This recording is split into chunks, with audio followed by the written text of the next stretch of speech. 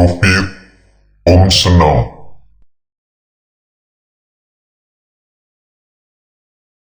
Halo guys, balik lagi di channel Om Baby, channel yang ngebahas putar cryptocurrency and gaming. Oke teman-teman, gimana nih kabarnya kalian semua? Udah pada cuan belum nih? Oke guys, tetap semangat para pejuang cuan dimanapun kalian berada. Jangan lupa Dior nih guys ya, Dior research. Oke, kali ini gua bakal kasih konten ke kalian gimana caranya kalian bisa beli aset digital yang biasa kita kenal dengan cryptocurrency. Perlu diingat ya guys ya, untuk cryptocurrency ini di Indonesia bukan sebagai alat transaksi ya guys ya, tapi sebagai komoditas berjangka. So far aturannya seperti itu, jadi kalian jangan salah paham. Jadi untuk aset digital ini hanya sebagai aset yang bisa kalian perjualbelikan, bukan sebagai alat transaksi. Kayak misalkan kalian beli mobil bayarnya pakai Bitcoin atau pakai Ethereum, itu nggak boleh ya guys ya. Jadi untuk sebagai ini ya, komunitas berjangka aja aset digital itu. Oke, kali ini gue bakal kasih kalian konten tentang gimana caranya beli aset digital tersebut di central exchange seperti toko kripto, Indodax, atau exchange luar itu Binance, Huobi, seperti itu ya guys ya. Itu namanya central exchange. Jadi berjalannya hari, berjalannya waktu sekitar 10 tahun lah ya, hampir kurang lebih itu. Awalnya memang kita misalkan mau beli aset digital di central exchange ya guys ya.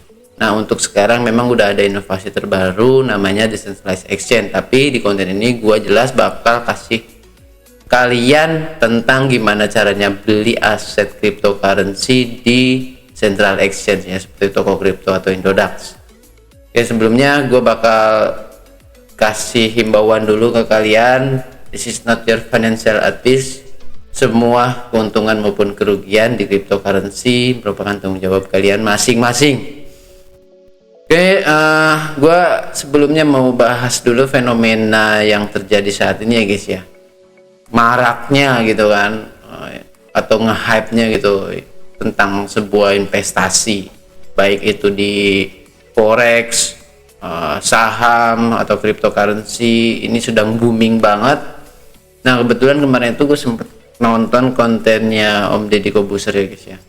Jadi di sana mereka membicarakan banyaknya orang yang ketipu tentang investasi ya guys ya.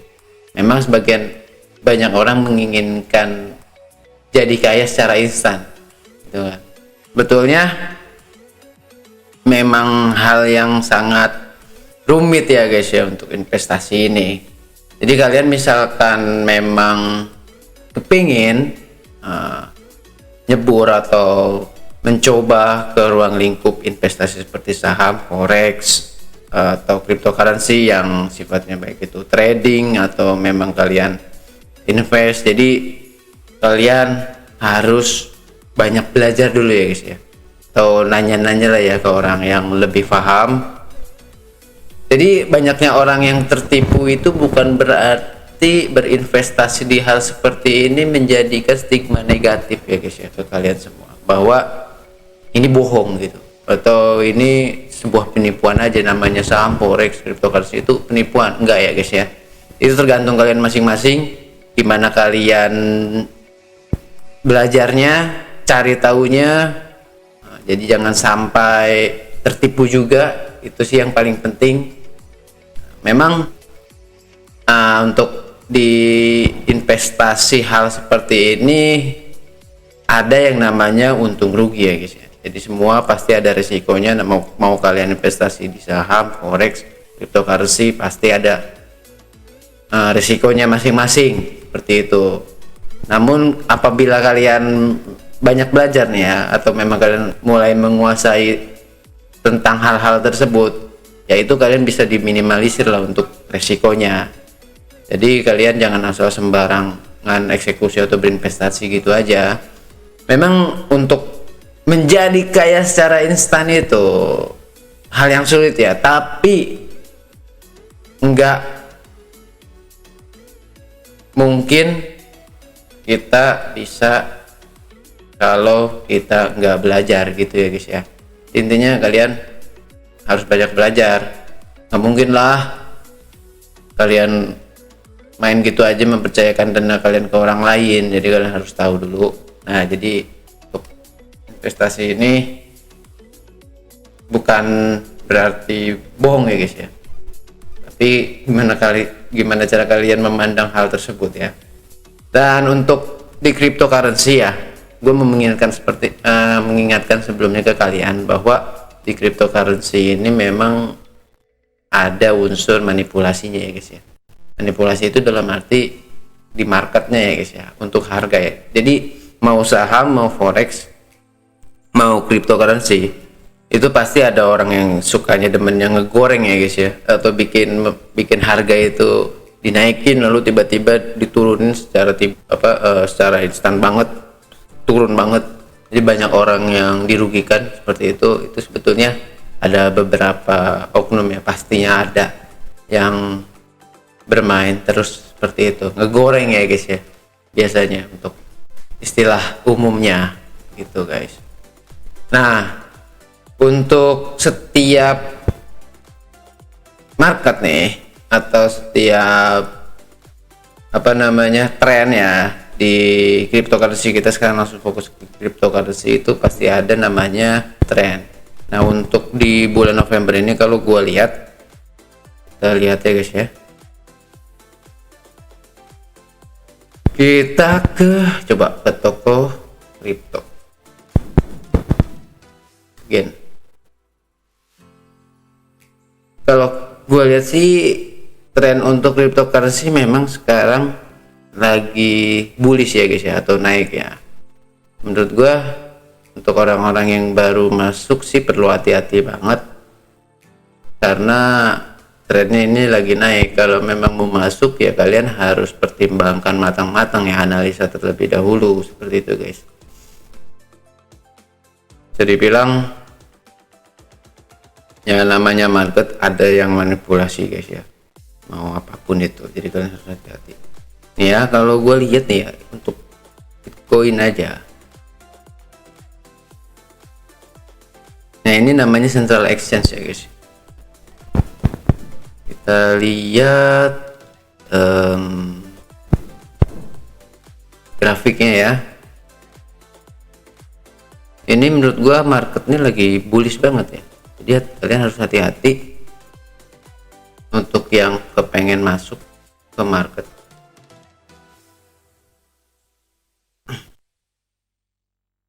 Kita coba pakai time frame-nya 1 hari ya.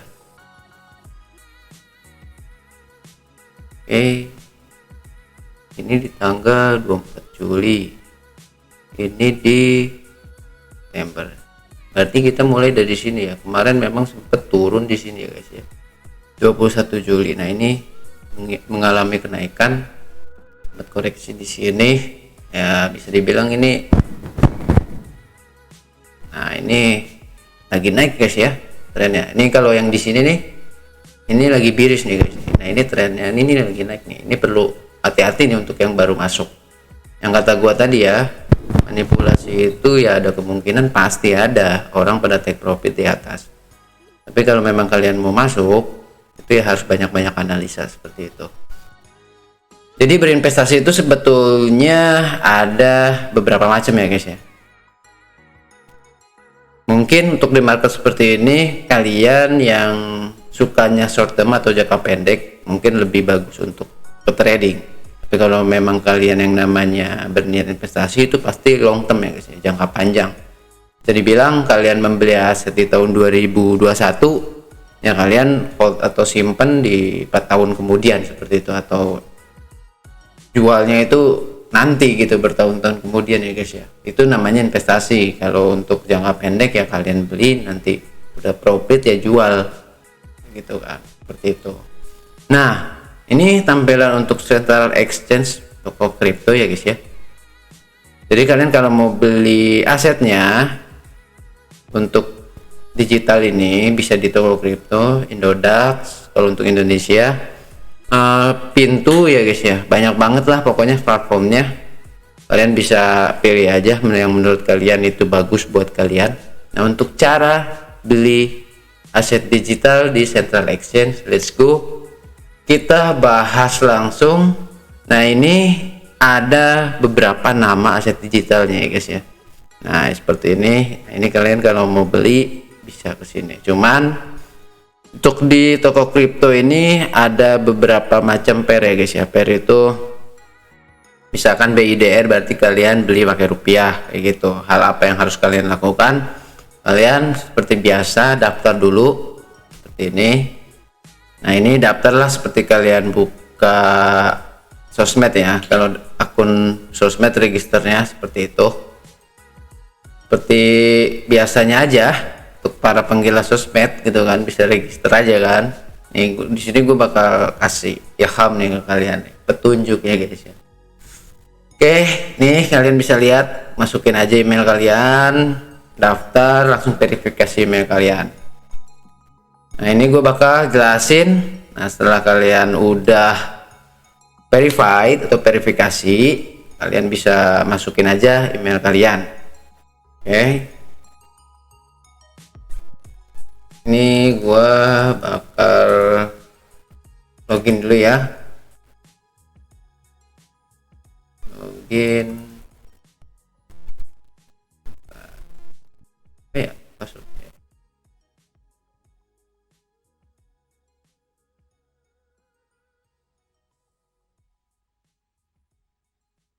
Halo.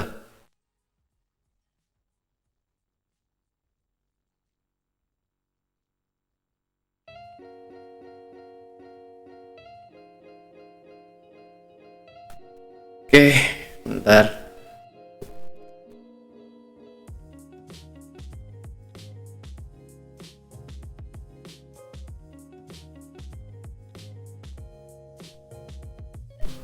SMS. Bentar ya.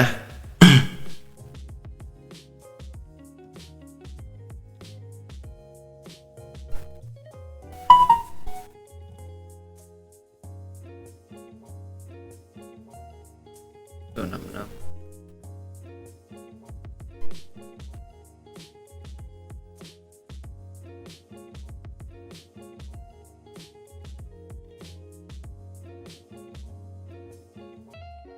Ini udah masuk, bentar ya. Loading aja sih. Nah, nih udah login ya guys ya, posisinya ya. Nih.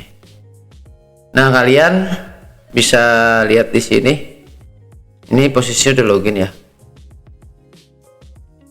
Profilnya. Nah, ini kalian harus verifikasi dulu.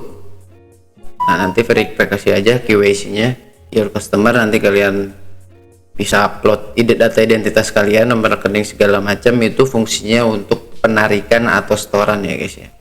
Jadi kita setorannya tetap pakai rupiah guys. Kalau kita mau beli, kita persiapkan dulu, kita transfer dulu uang kita ke akun kita yang ada di toko kripto. Nah, misalkan kalian mau cek wallet kalian atau dompet atau saldo kalian di Central Exchange toko kripto ini, kalian bisa masuk ke dompet. Nah, ini kalian cek dulu aja saldo seperti ini ya guys ya. Nah, ini saldo gua nih ya guys ya, bisa kalian lihat 2000 perak atau saldonya IDR-nya 2000 perak. Nah, ini saldo kriptonya sekian ya, 0, sekian BTC atau setara dengan 88.000 IDR. Nah, kalian kalau mau beli atau belanja ya kalian harus deposit dulu. Gimana cara depositnya? Nah, ini untuk deposit kan pakai rupiah ya guys ya, kecuali exchange luar ya, Central Exchange luar seperti Binance ya guys ya. Memang Binance juga ada yang udah menyediakan untuk deposit rupiah, cuman ini kita berbicara di exchangernya Indonesia. Nah, ini kalian bisa cek di sini BIDR. Nah, kalian bisa melakukan setoran ke sini. Nah, setoran. Nah, sekarang kalian mau pakai apa pembayarannya, dipilih aja, pakai GoPay atau apa, terserah kalian, pilih aja. Shopee Pay, bahkan sudah bisa bayar pakai e-wallet ya guys ya, atau bank nasional. Nah, kalian bisa pilih aja. Nah, nanti transfer dananya sama kalian ke sini. Kalau memang udah jadi DR, kalian misalkan mau belanja ya, udah punya rupiahnya gitu, udah punya saldonya, dan kalian misalkan mau belanja, masuk aja ke menu ini. Nah, pasar gitu kan, kalian mau beli apa? Misalkan kita mau beli BNB, tapi perlu diingat pairnya ini BIDR ya, karena saldo kalian BIDR tuh. Nah, kalian nanti tinggal beli aja. Ini harga untuk BNB terkini satunya di kisaran 8,4 juta satu BNB. Kalian serah mau belinya berapa, seperti itu, tergantung IDR kalian, uang kalian yang mau dibelanjakan itu berapa. Cuman untuk di toko kripto ini kalau nggak salah minimal IDR itu 100.000 ya guys, atau $10 biasa aja, seperti itu. Ada minimalnya ya untuk uang yang bisa dibelikan ke aset digital. Nah, kalian tinggal taruh aja harganya. Cuman harga untuk sekarang segini ya guys ya, yang satunya segini ya, kalian order aja. Misalkan IDR-nya kalian mau belanja 1 juta. Nah, jumlahnya berarti kan menyesuaikan ya, kalian dapat segini. 1 juta ini kalian bakal dapat 0,001 BNB. Tuh, total IDR-nya